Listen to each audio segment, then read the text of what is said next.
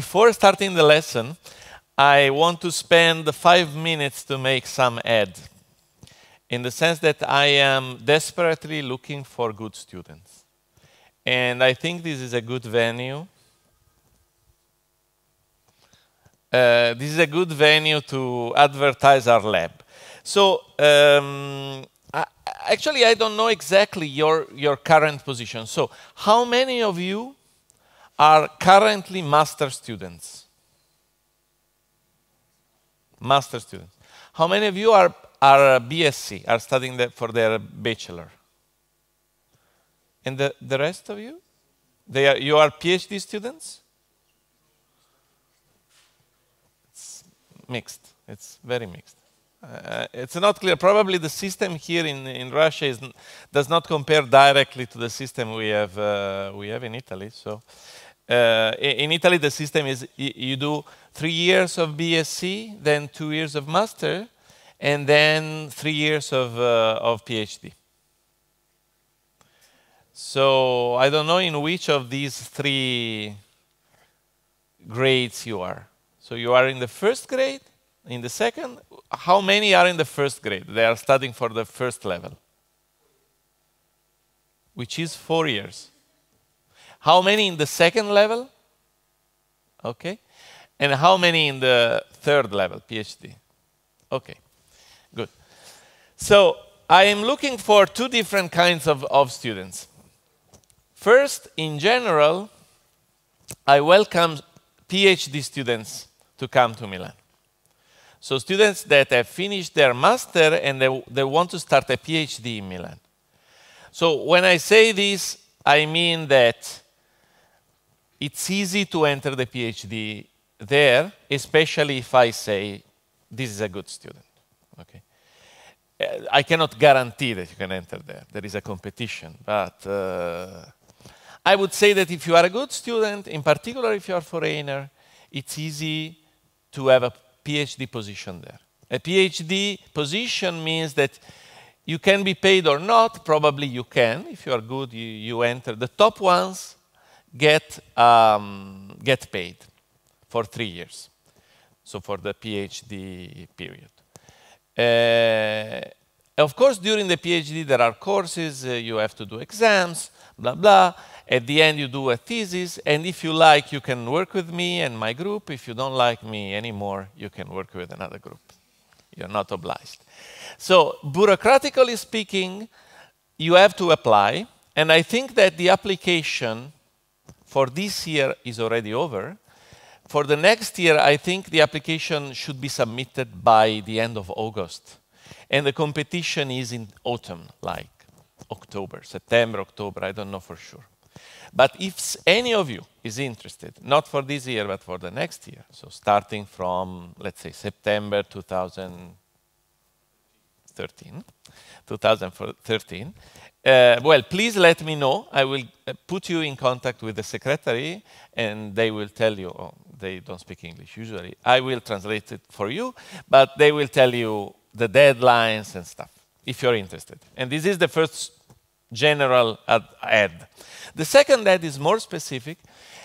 We are looking for one person to fill a position for a European project we have.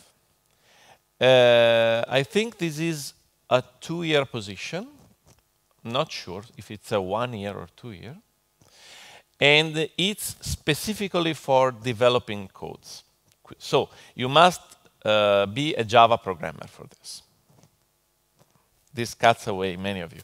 But anyway, what we need is, I told you probably that we wrote a crawler. So among the software that we wrote, we also wrote a crawler. The crawler is the only piece of software that we wrote and we are not redistributing.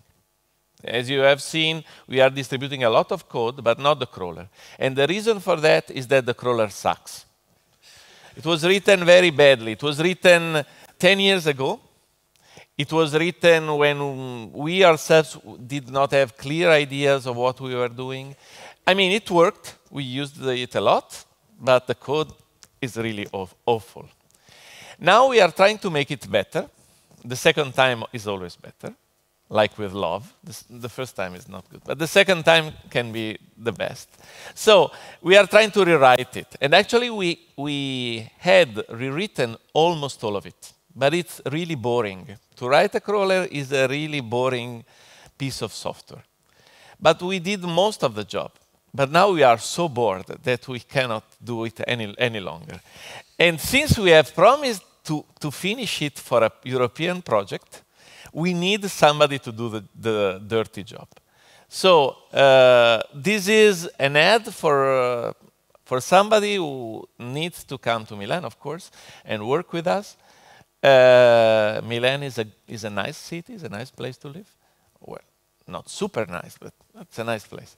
And in case you're interested, please let me know. This is something this is for just one person, and this is something that is immediate. Like, we are going to make it public in the next few weeks, because we need a person to start working late this year.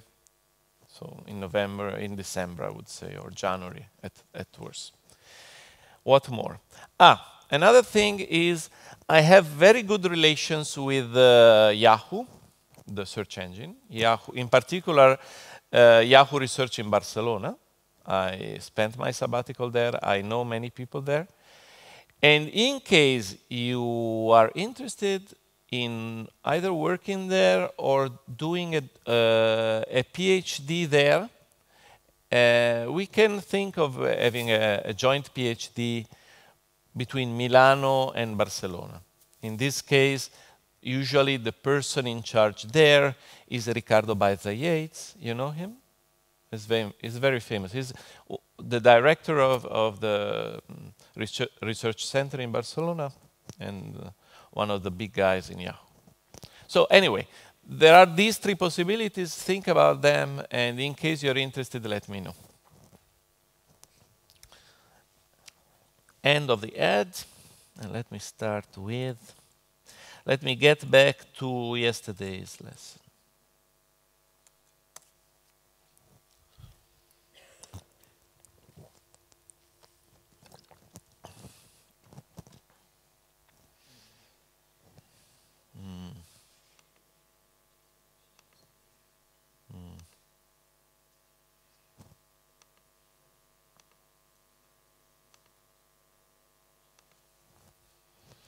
Okay. So you remember yesterday I told you about Milgrams experiment, and I was going to tell you what we did to repeat the experiment. But before starting, I would like to give this is the final class, and actually this is the final class overall. So I would like to give you a bird's-eye view of what we did. So in the first lesson, I tried to convince you that the web graph is interesting, or in general, that if you take the graph structure of a social network or of a web network, even from the graph alone, you can get a lot of information. And I tried to do that by presenting PageRank, which is just an example of how much information, of the big amount of information you can extract even from the graph alone. But then, so once you got convinced, the problem is, but is it easy to build a graph? And the answer is no. Well, in general, in this area of research, the answer is always no. And it is always no because those objects are big. So the problem is not conceptual. It's not that it's something difficult to build a graph. It's just that you are dealing with a large amount of data. And the amount of data changes everything. I mean, this is one situation in which the fact that you are dealing with a large quantity of data makes everything so difficult. One example was, for instance, that to build a graph, you have to turn URLs into numbers. This is something very stupid and easy if you have 10 strings. It's easy if you have 1,000 strings. It's not so easy if you have 1 million strings, but if you have 1 billion of strings, you must come out with a very good idea. And well, the good idea was what I presented yesterday, the construction of the minimal perfect hash. This is one possible solution. But after that, once you have this map, that, by the way, you can use in many other situations, not only for building the graph. So this is this is like a piece of code that you can reuse many occasions. In this setting, you use it to build the graph, but this is just an example. But then, when you build the graph, you discover that the graph itself is very large. So you need to compress it if you want to keep it in memory. And yesterday, I told you how to keep in memory, how to keep it in memory. So now, the point is, we have been very good. We are good. We have built the graph, and now what we use it for? Only for PageRank? No, we can use it for many, many different things. The problem is that even the graph itself is very large. So, for instance, even very easy algorithms that you know for sure, I think you know many graph algorithms, like, right? Like, for example, you know Dijkstra, or you know Floyd-Warshall, or so you know many of these algorithms that you can run on a graph.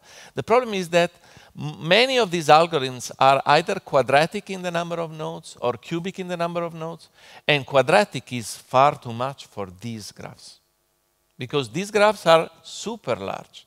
They have 10 to the 9 nodes. You cannot do n squared on these graphs. You can do barely more than linear.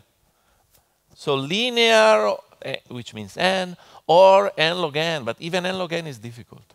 So this means that even easy graph algorithms on graphs that are so big, even if you can keep them in memory, you cannot apply those algorithms. You have to come up with very good solutions. And today, I'm going to tell you about a problem that apparently is very easy, and indeed on a very small graph it's easy, but on large graph it becomes a nightmare. And this is exactly what I'm going to tell you now. But are you following the general idea that I had? I think it's nice because you certainly did some course about complexity theory. And well, complexity, the first time in my life when I discovered that complexity matters is when I started to deal with these objects. Because here, okay, if you do sorting and you have 1,000 strings, whether you do bubble sort, quick sort, heap sort, more or less it's the same. Okay, it will take 2 seconds instead of 1 second, and then what? Sometimes sophisticated algorithms work worse in that case, simply because of the caching structure of your machine. But if instead of having 1,000 strings, you have 1 billion of strings, well, n squared and n log n can make a huge difference between having something ready for tomorrow or having something ready for the next century. So this is, I mean, here is where complexity becomes evident. So, you remember about Milgrams' experiment, right? So Milgrams' experiment was, he took some people and he decided, he tried to measure how far away those people are. Actually, Milgrams' experiment has two components. One is measuring distance, which means, very simply, you have a bunch of people, some of those people are friends with each other, so this determines a distance between any 2 individuals. You take 2 individuals and you consider the shortest path connecting them. This is what I call their distance. You may try to compute the distance between any 2 people in the world and then do the average. This is the average distance. This is part of what Milgram did. So Milgram tried to compute the distribution of distances in a given social network. This is something very precise and that can be defined very precisely, and this is what I'm going to do now. And the second point is, many sociologists say, but Milgram didn't do simply this. He did something more interesting, because not only he measured the distance, actually he didn't measure the distance, he measured the capacity of individuals to route messages. Which is even more interesting than distance, because well, in general, it's an upper bound to distance, right? Because if a letter reaches me, okay, suppose that the letter goes from me to the guy down there, and suppose that it takes 7 hops to get there. Our distance will be either 7 or less. Maybe the distance is less, but because there was a shorter path, but simply a guy at some point made it the wrong decision. So the letter was not routed along the shortest path, but along a slightly larger path. So under this viewpoint, what Milgram measured was not the shortest distance, and the fact that he obtained a number that is so small is even more striking, because it means that the shortest distance between people is not 6, it's even less. And that people are really good anyway. They are really good in routing messages. Now, this part of what Milgram did is really hard to reproduce, and actually it's really hard even to state formally.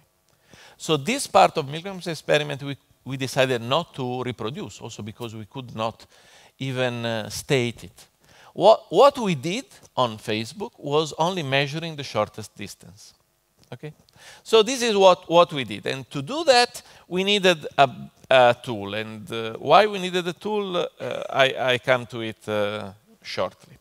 So the problem is this. You have a huge graph, typically a social network, typically Facebook, and you want to obtain some global information. Global means something that you cannot obtain simply by looking locally at the graph, like the degree or something. And the natural candidate is the degree distribution. Now, some notation. I write dxy for the distance in the graph, so I fix the graph. dxy is the distance from x to y, which is the length of the shortest path connecting x to y, which may be infinite if there is no path from x to y. If the graph is undirected, the distance from x to y is equal to the distance from y to x. In general, this is not true if the graph is directed. But for the moment, think of an undirected graph, which makes everything easier. Now, for every t, for every integer t, you can count how many pairs of nodes are at distance t. For example, how many pairs of nodes are at distance 0? The number of nodes. Okay? Because only the pairs of the form xx are at distance 0. How many pairs are at distance 1? Number of edges. And so on. So you have this distribution, and the first 2 elements of the distributions are the number of nodes divided by n squared, the number of edges divided by n squared, and so on. This is what we want to measure. So at the end, we want to come out with the distribution of the number of pairs. Now, there are some naive ways to do that. And then the simplest naive way is, you remember Dijkstra, right? So Dijkstra is an algorithm to compute the shortest path in a graph with a single source. So it computes the shortest path from a given node to everybody else. Of course, actually, Dijkstra was developed not for general graphs, but for weighted graphs. Our graphs are simpler in a way, because they are not weighted. But you can use Dijkstra anyway, assuming that all weights are 1. Now, remember that Dijkstra is n squared. Or depending on the implementation, it can be, well, m or n squared. But anyway, you have to do this for every single node, because we want to compute all the distances, which means n times this. So either n cube or nm. Too much. Far too much. As I told you, we cannot afford more than n or n log n. So nm, or even worse, n cube, is too much. And Floyd-Warshall, which is an all pairs shortest path algorithm, is n cube, too much. Now, of course, we are lucky in a sense because the graph is unweighted. Now, in an unweighted graph, how would you compute the distance? Sorry? BFS? Okay. So using a BFS. indeed, you can do a BFS. Now, remember that a single BFS takes time m, because it needs to traverse all the edges. So since you have to repeat it for every single node, you still have nm. So we are not getting much better. Now, what you can do is sampling. Since it is too difficult to compute the distance of every path, we can try to sample some pairs, compute the distance of those pairs, and hope to get a reasonable estimation of how the distance distribution for all pairs is. Now, so the idea is you sample at random pairs of nodes, let's say many pairs of nodes, and for every pair you compute their distance using a BFS, let's say from the first node to the second. Of course, it may happen that the second node is unreachable from the first, or well, that the two nodes are not in the same connected component if the graph is undirected. And in that case, what you want to do is throw the pair away, because actually our distribution counts the distances only for reachable pairs. So what I told you before, that I normalized by dividing by n square, is not really true. What I should do is I compute for every t how many pairs of nodes are at distance t, and then at the end I sum over all t's and divide by that, which means that if the graph is strongly connected, the summation is n squared, but if the graph is not strongly connected, the summation is the number of pairs that are reachable. For example, in the case of an undirected graph,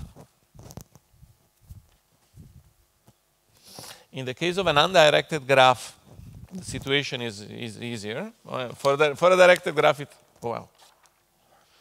Okay, so for an undirected graph, you have many connected components, let's say of sizes C1, C2, Ck. Then the number of connected pairs is C1 squared plus C2 squared plus Ck squared. And so what you do is you compute all the distances, and then you use this for a normalizing factor. What I mean here is that I'm not counting the pairs that are at infinite distance. And in the sampling procedure, I will throw away all the pairs that are unreachable. Now, okay, is this a good technique? Sort of. So actually, if you do like this, for every t, the fraction of sampled pairs that are at distance t actually are an unbiased estimator for the fraction of pairs that are at distance t overall. By this I mean that if you sample enough, you will converge to the number you want. So in a sense, it seems good, right? You can do this by sampling. Now remember that for every pair, you have to do a BFS, because if you sample a pair xy and you want to compute the distance, it will take, in the worst case, time m. So you get m times k steps, where k is the number of pairs that you want to sample. If you know that if k goes to infinite, actually if k goes to n squared, you get a better and better estimation. But still, this is a lot. And this is a lot because every BFS is very costly. It can cost up to m. So another solution that people came out with is not sampling pairs, but rather sampling sources, which means the following. You sample a node at random, let's say x, and then you do a full BFS from x. So you compute all the distances from x, like you would do in Dijkstra. Now, actually, this also gives you an unbiased estimator, but only if the graph is undirected and connected. So this technique is better in the sense that you don't compute one distance at a time, you compute n distances at a time. But the problem is that the estimator you get is unbiased only if the graph is undirected and connected. Otherwise, everything becomes more difficult. So it's not as easy.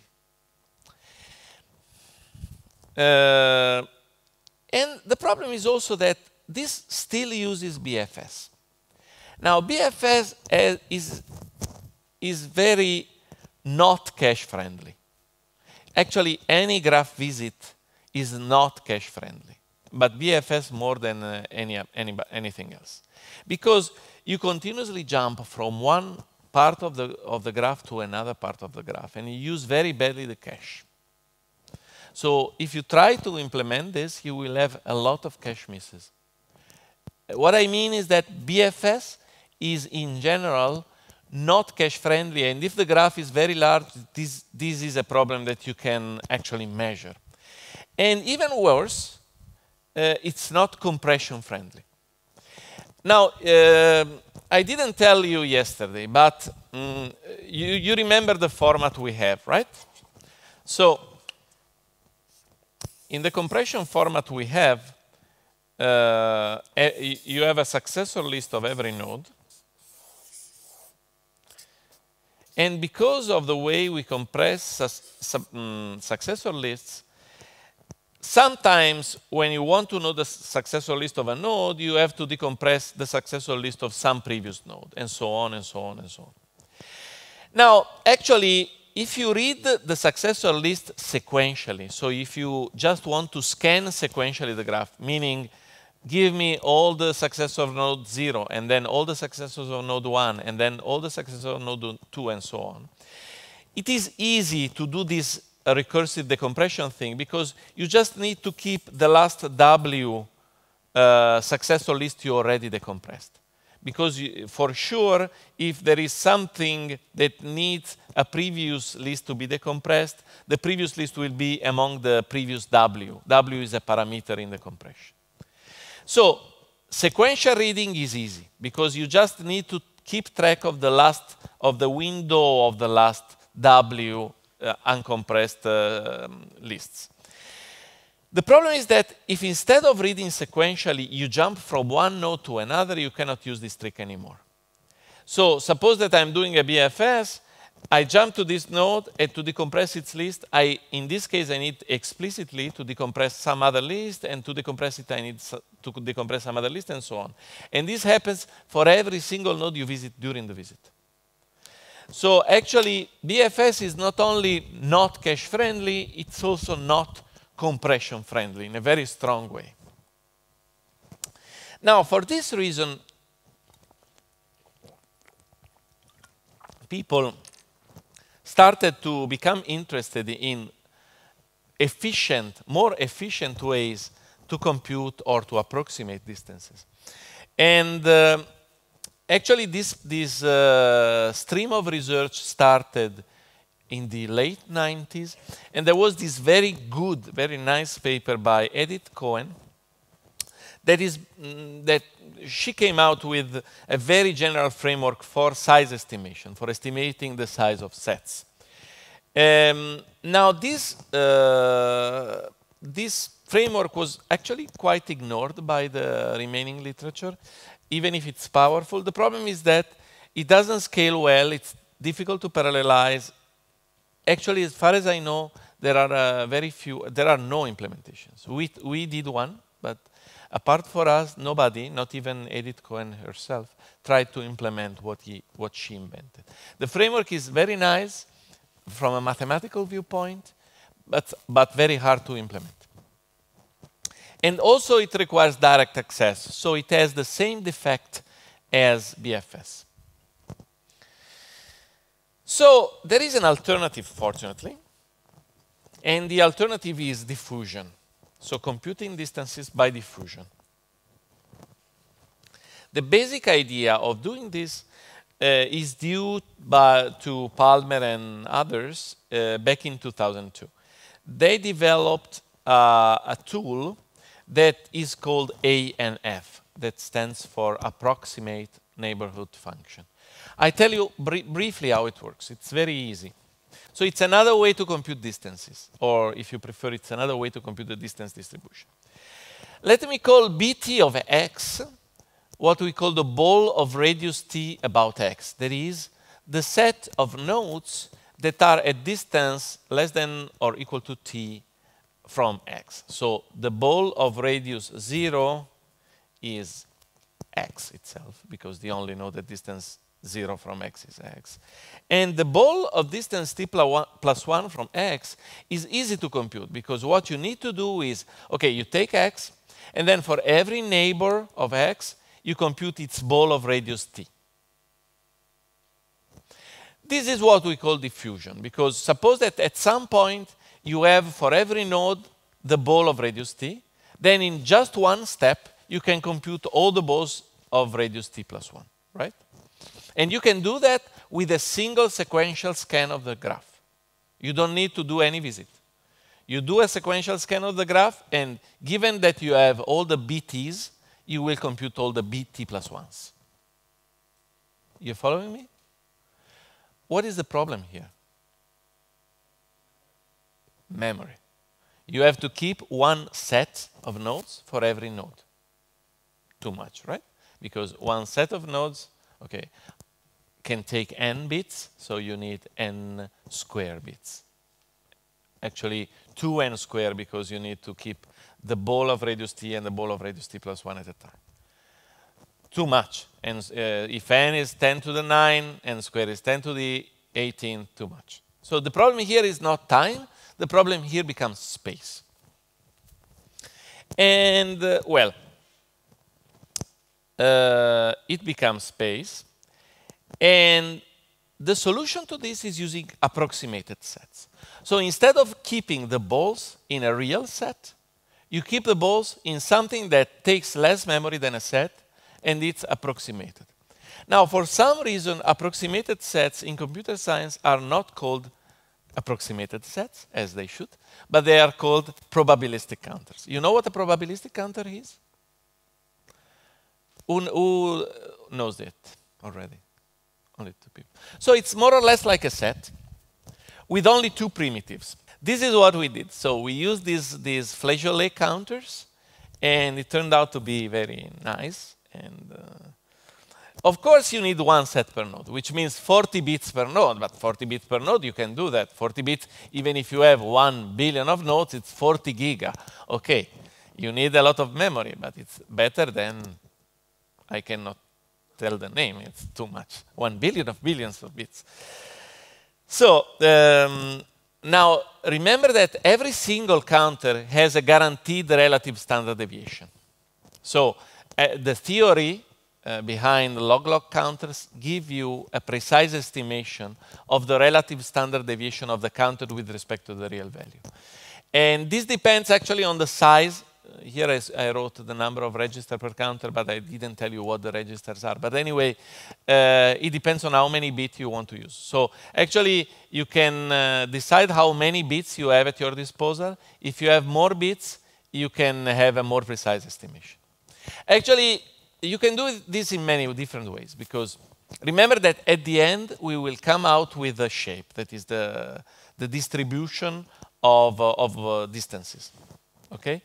So you can do it very precisely using many bits. So you use many bits, you do just one run, and you get an estimation of the distribution. This is only an estimation, because from time to time, you will have you had computed something in the wrong way. But you have a good distribution if you use the many bits. Or you can use less bits and run the software many times. So you run the software and you get a distribution. Then you run the software again and you get another distribution. Those two are different because you are using a probabilistic data structure. So, of course, at every execution you get something different. Close to the real one, but different. You get many. And, of course, if you use the less bits, those will be different. If you use many bits, probably those will be more close to each other. But you can do the average at the end. So you can. This is what you can do. You can spend more space and do less runs, or spend less bits and do more runs. It's space versus time. Always the same old story. Yes.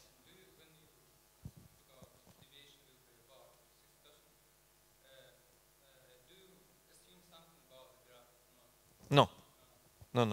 because this is the deviation only on the single counter. So actually, the counters don't know anything about the graph.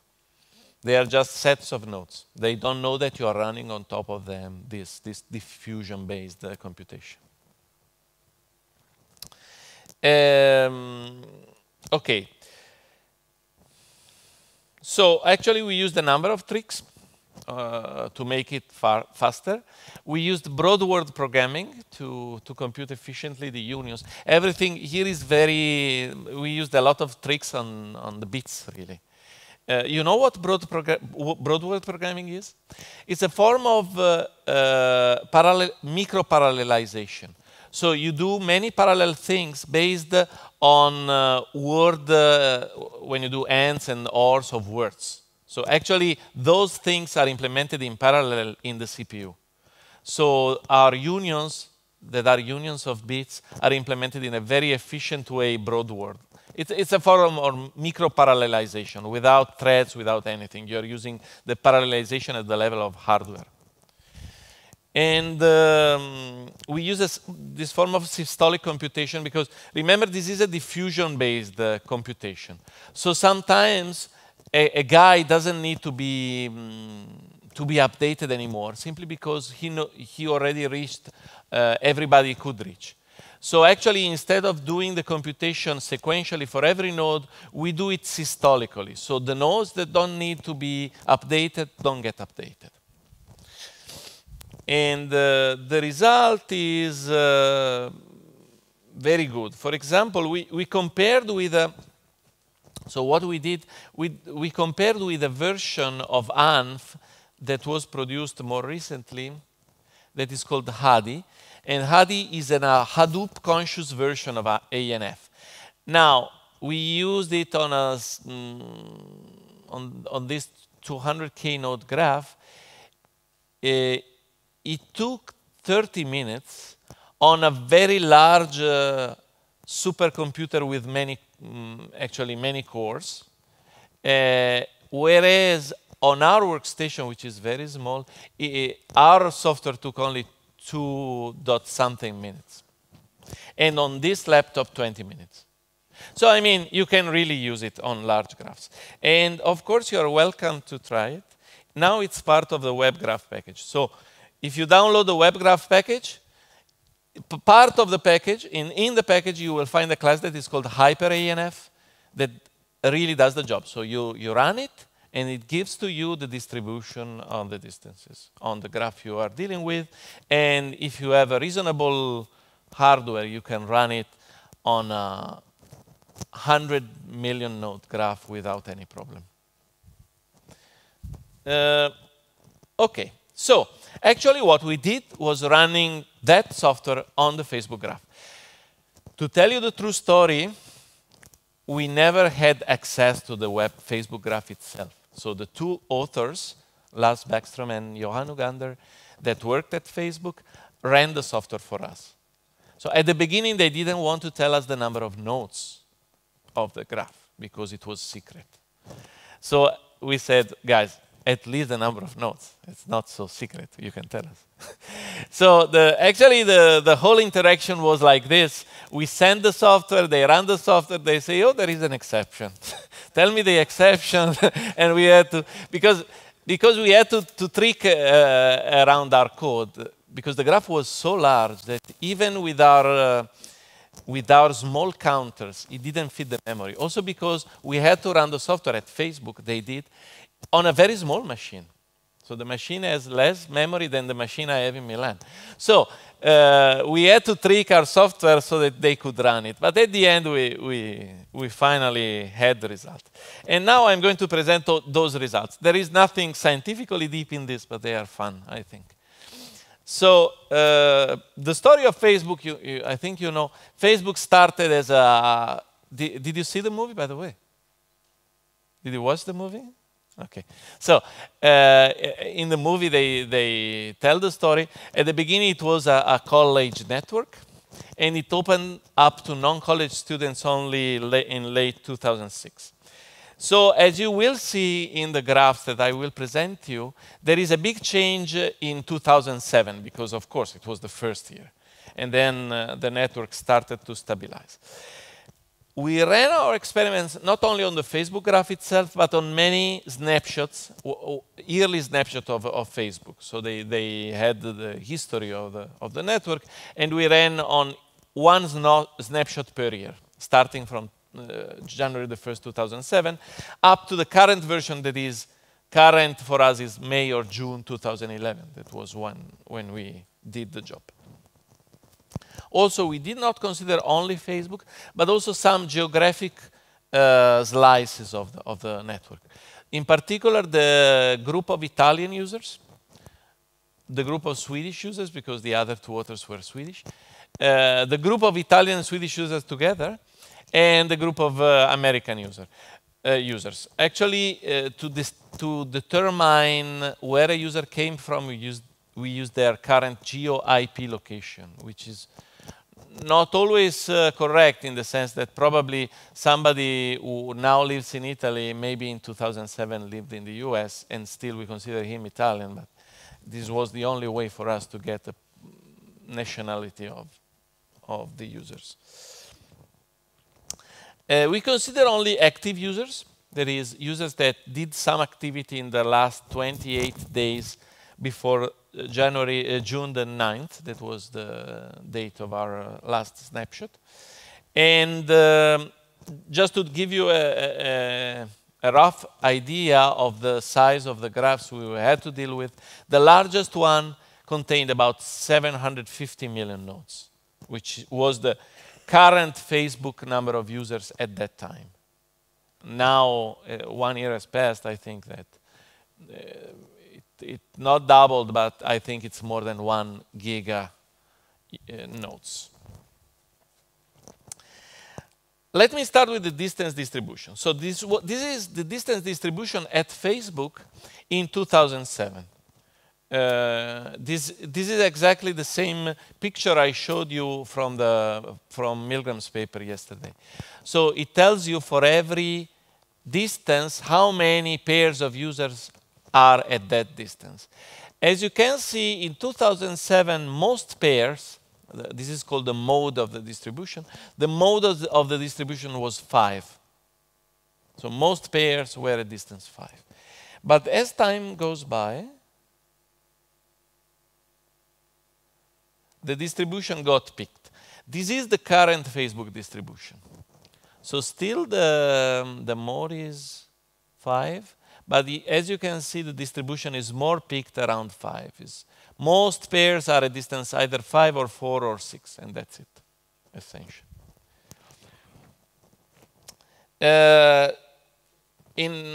Let us look at a geographically more compact variant of this. In 2007, essentially, there were no Italian users. That's why the distribution was so flat. Because the only Italian users that were using Facebook in January 2007 were Italian college students living in the US. But then, things started to change. And now, what do you notice with respect to Facebook? More or less, the distribution is similar to the overall Facebook, but everything is shifted to the left. Meaning that Italian users are closer to each other than general users. This is something expected, right? And it corresponds exactly to the result that Milgram got, that Boston inhabitants could reach the Boston target easier than the inhabitants in general. This is Sweden. As you can see easily, Sweden got closer to the rest of the world faster. Actually, Sweden is a more developed country than Italy, under many viewpoints. And the distribution is more similar to the Facebook distribution. Now, these are all the distributions, actually, this is the average distance. So for each of those distributions, you can compute the average. And these are how the average distance changed in Facebook and in the various subnetworks. Look at Facebook, for example. You see there was a big increase here from 2007 to 2008 This was because the number of users exploded in that year. But then the average distance between users continuously decreased up to the current level that is 4.74. So currently, the two arbitrary users on Facebook are at distance 4.74. As you can see, this is true. The fact that the average distance decreases is true also for various subnetworks, for all the subnetworks. And observe that, as I told you before, Italy has an average distance that is smaller than Facebook. And so this is true also for Sweden, and for Sweden and Italy together, and also for the US. This was the average distance in 2008. Have any questions? Now, of course, you may wonder, but okay, this distance, this is the average only for reachable pairs. What about unreachable pairs? So there are pairs of users in Facebook that simply cannot reach each other, that live in two different components. How many of them? This is similar to the problem that Milgram had when one of the letters did not reach the target. Is this because they really couldn't reach the target, because there was no actual path from the sender to the target, or simply because somebody on the way became bored and decided not to play the game anymore? Actually, most of the pairs are reachable. Currently, the 92% of the pairs are reachable. So in a sense, you can take this number here, 92, as a measure of confidence. So you can say, okay, you are telling me that the average distance is 4.74, but on how many pairs is this true? Because there are pairs for which the distance is infinite. The answer is this one. Whereas for Milgram, the answer was, okay, the average distance is 5 point something, but with a confidence of less than 29%. So our confidence is actually much larger. We also computed what is called the effective diameter. The effective diameter is the smallest integer such that at least the 90% of the pairs of nodes are at that distance. And it's interpolated. The effective diameter is a sort of, the diameter of a network is the length of the longest, shortest path. But on networks that are not connected, the diameter is always infinite. So people came out with solutions to this problem that take disconnectedness into account. And the effective diameter was defined. And you can see currently the effective diameter is 6.2. And we also compute what we call the harmonic diameter. That is this is interesting because this is something I'm working on, by the way. Instead of considering the average distance, we consider the harmonic average distance. The harmonic average distance, you certainly know what the harmonic average is, right? So instead of doing sum xi divided by n, I do n divided by sum of 1 over xi. This is the harmonic average. The advantage of the harmonic average is that in this summation, you can also consider the case that xi is infinite, because it simply contributes a 0 in this summation at the denominator. So when you can compute this on all pairs of nodes. In our case, this n is n squared, the pairs of nodes. And the xi's are the distances between the various pairs. And you can even put into this summation the infinite distances. So this time, you don't have to limit yourself to the reachable pairs. You can also consider the unreachable ones. And you get a number that is actually very close to the one we got, 4.6. What about the average degree and density? So the average degree, which is the average number of friends in Facebook terms, is, you can see it grew up, it continuously grew up to the number that we got here, that is 190. Out of your curiosity, we eliminated all the users that are fake users, like Hillary Clinton, Barack Obama, or Lady Gaga. which means that, and also we eliminated all the people that had more than 5,000 friends.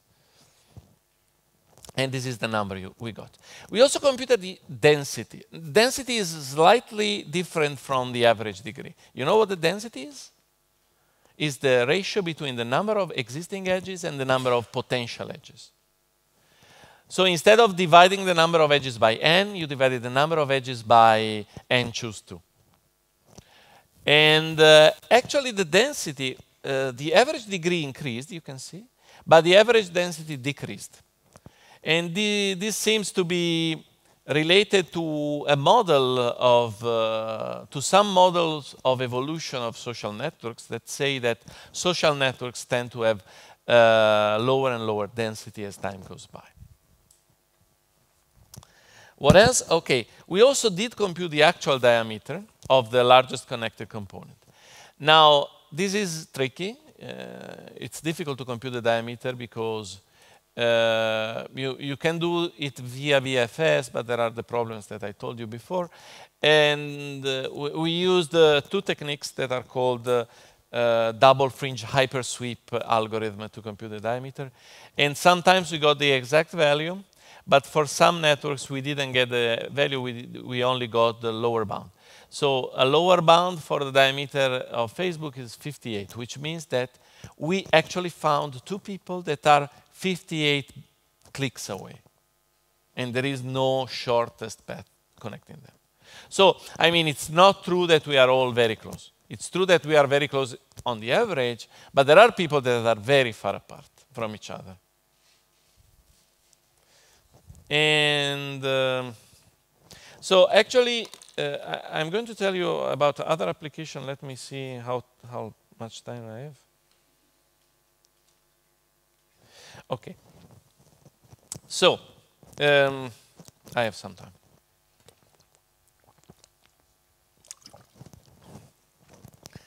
I am not sure if I want to present this or better to switch to another problem. I will better switch to another problem and then I will get back to this one if I have time.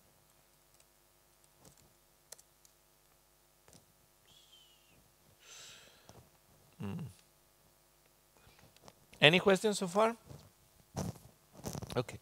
So I think I convinced you with this presentation that even solving a very simple problem like computing the distance distribution on a graph becomes very tricky and difficult if the graph is large.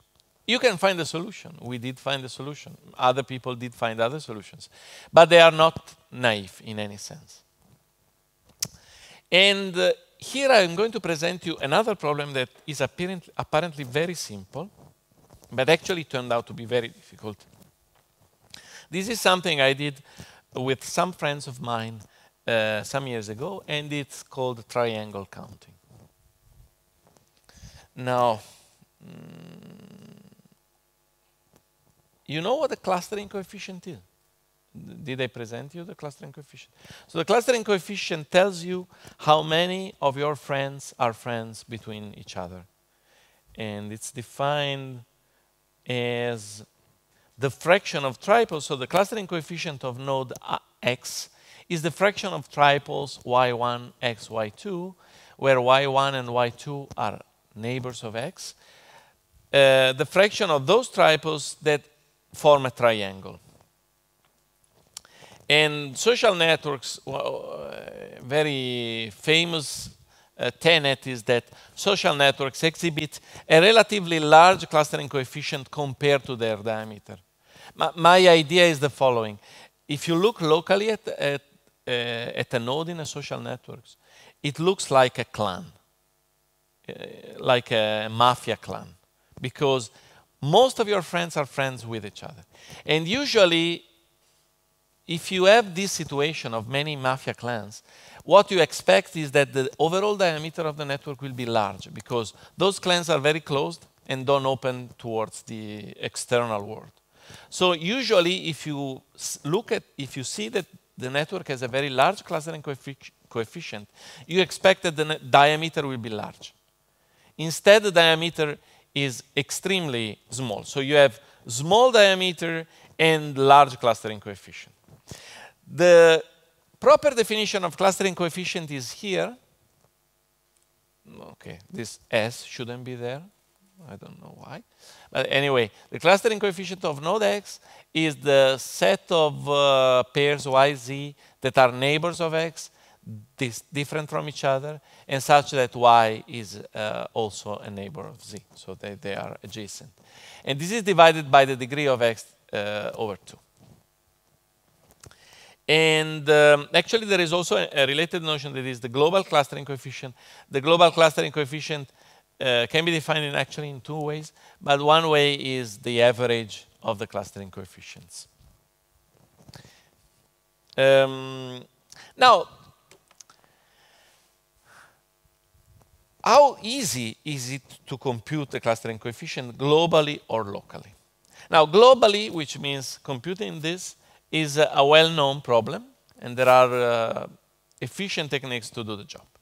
But suppose that you want to do it locally. So you want to come out with a number that is the number of triangles on which each node is incident. So at the end, you want to have an integer for every node,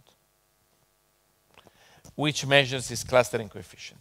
The local case is apparently easy, but it's not so easy. So let me define the triangles of an edge. Given an edge YZ, the triangles over the edge YZ are the neighbors of Y that are also neighbors of Z. I draw it.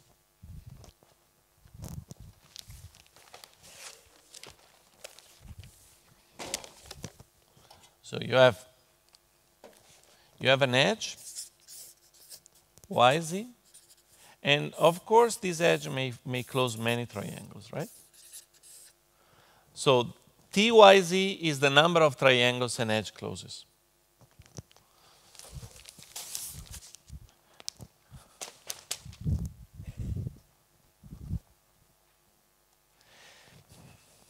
Of course, the number of triangles on which a node is incident is the summation of the triangles on the edges on which the nodes lies. So you take a node, you look at all the incident edges. For each of them, you have a number of triangles. You sum them up, and you know how many triangles on how many triangles a node is incident.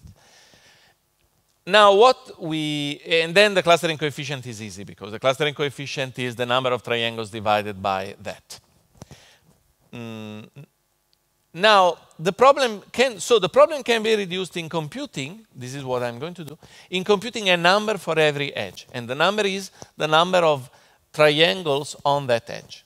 If we have this, we will be able to compute the number of triangles for every node, and then after this, the clustering coefficient. Now, you know what the Jacquard coefficient is? Okay, the Jacquard coefficient of two sets is the ratio between the size of their intersection and the size of their union. So this quantity is 0 if the two sets coincide, and it is 1 if they are disjoint. It's a measure of how many elements of the two sets have in common in a relative way. It's divided by the sum of their, the cardinality of their union.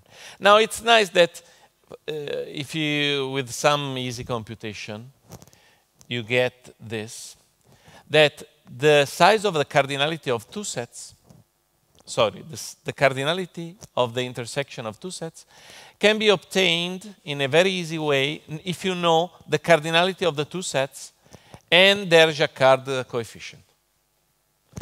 So since we know this, if we had a good way to find the Jacquard coefficient between these two sets, we would be done, right? Because how would we obtain this number here? We would apply this formula. The two sets are just the number of neighbors of Y, that is the degree of Y, and the number of neighbors of Z, that is the degree of Z.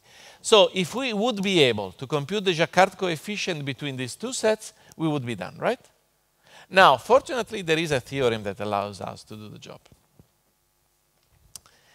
this is what I told you explicitly. So the number of triangles on the edge yz is the degree of y plus the degree of z divided by 1 plus 1 over the Jacquard coefficient of yz. And the theorem is this one. Haven't you ever seen this theorem? It's called the mean-wise permutation theorem. It's very nice. I think it's super nice. So it works like this. I need some paper. Will I find some paper?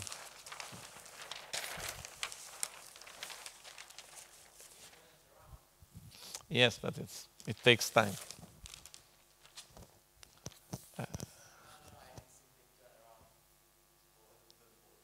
And then?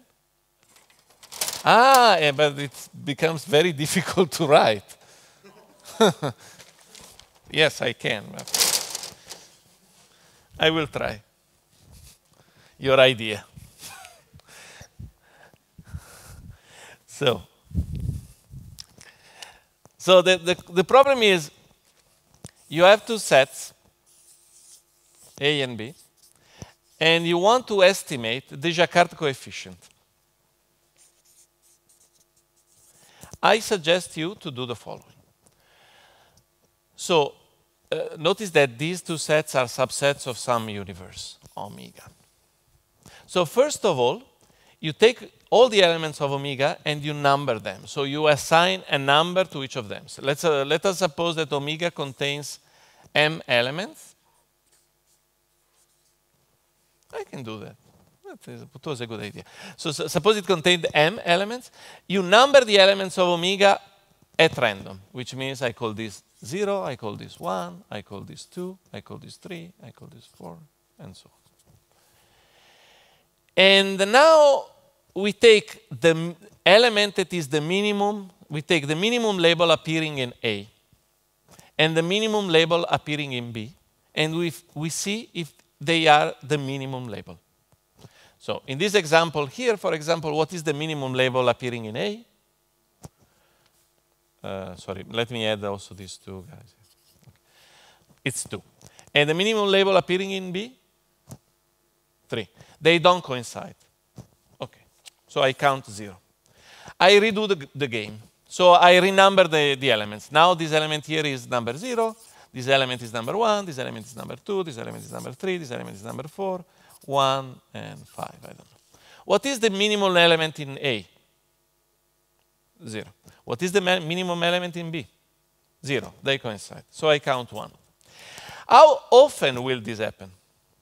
So how often will happen that the minimum element in A will be the same as the minimum element in B? Well, it depends on how large is this intersection. If they do coincide, the minimum will always be the same. If they are completely disjoint, the minimum will always be different because I am renumbering in an injective way. So it should be somehow clear that the number of times this process will give me a 1 is related to the Jacquard coefficient. And actually, it turns out to be exactly the Jacquard coefficient. So the theorem says that if you draw at random a permutation of omega, which is a numbering of omega, the probability that the minimum label in A is equal to the minimum label in B is exactly the Jacquard coefficient. So one way to compute the Jacquard coefficient is renumbering and seeing if the minimum coincides. Renumbering and seeing if the minimum coincides, do it many times and see how many times it happened that it coincided. It's a good approximation to the Jacquard coefficient. And this was the way we used to estimate the JYZ. So JYZ is the number of triangles. And since I have to do the Jacquard coefficient between the neighborhood of y and the neighborhood of z, what I do is I assign a label to every node in the graph. And then for every node, I look at the smallest label in its neighborhood. And for every pair of nodes yz, I see if the smallest label for y and the smallest label for z is the same. I count how many times this happens, and this will be a very good estimation for the Jacquard coefficient, and from the Jacquard coefficient I will get the number of triangles. You following me? This is what we did. So the algorithm is, at this point, very simple. You generate a random permutation of the nodes, or if you prefer, a random numbering of the nodes. And then for every node, you compute the minimum between, the minimum label in their neighborhood. And now you do a linear scan of the graph, and for every arc, for every edge, you compute the estimate of the Jacquard coefficient. Of course, you will have a counter for each edge to count how many times you obtain the 1 in that process there. And since there are many such counters, because there is one for every edge, we keep them on external memory. The nice thing is that since we only do sweeps, so we only visit the graph sequentially, we don't have to do any seek on the disk. We just read sequentially from the disk, which is very cache friendly.